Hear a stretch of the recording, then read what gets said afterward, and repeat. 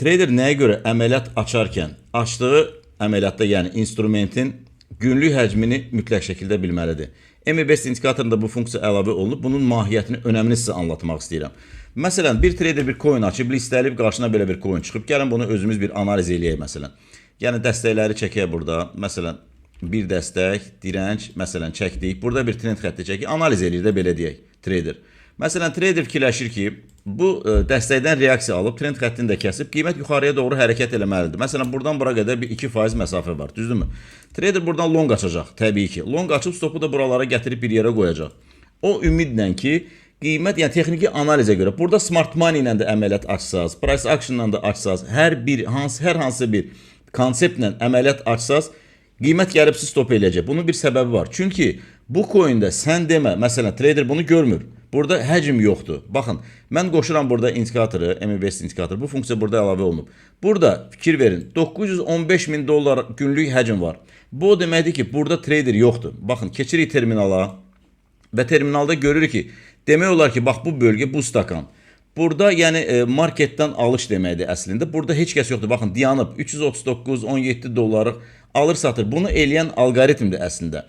Burada hərəkət olmadığı üçün, burada trader olmadığı üçün təbii ki, burada pul da yoxdur. Birjada 1 sent belə zərərə getmir və cibindən sizə pul verməyəcək. Kimisə pulunu alıb sizə verməlidir. Və burada da trader olmadığı üçün təbii ki, gəlib sizi stop eləyəcək. 50 dollarlıq da stop olsa, 1 dollarlıq da olsa, 100 dollarlıq da olsa gəlib sizi stop eləyəcək. Yəni bu bölgədə hər hansı bir istiqamətdə istəyirsiniz direncdən short açın, istəyirsiniz dəstəkdən long açın, price belə deyə smart money ilə əməliyyat açın.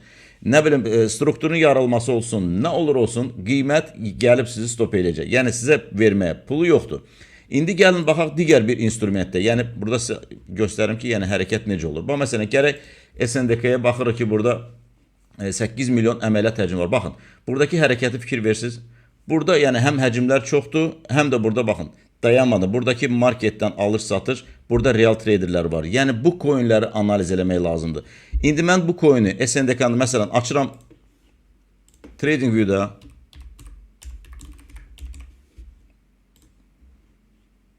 Burada baxın 4,3 milyard həcm var. Bu o deməkdir ki, bu coində pul var. Burada analiz eləyib, gözləyib, öz strategiyanız əgər varsa, ona uyğun bir vəziyyətin yaranmasını gözləyib əməliyyat açmaq olar. Yəni bu bilgilər əslində çox önəmlidir. Kurslarda mən bunların daha da faydalı məlumatlar verirəm. Yəni bu tək bir maraqlı faydalı məlumat deyil. Bu şeylərdə yəni bilməniz vacib olduğu məsələlərdən də biri məhz budur. Çünki siz həcmi görməyəndə, həcmsiz coində istənilən əməliyyatı açdığınızda zərər eləyəcəksiniz.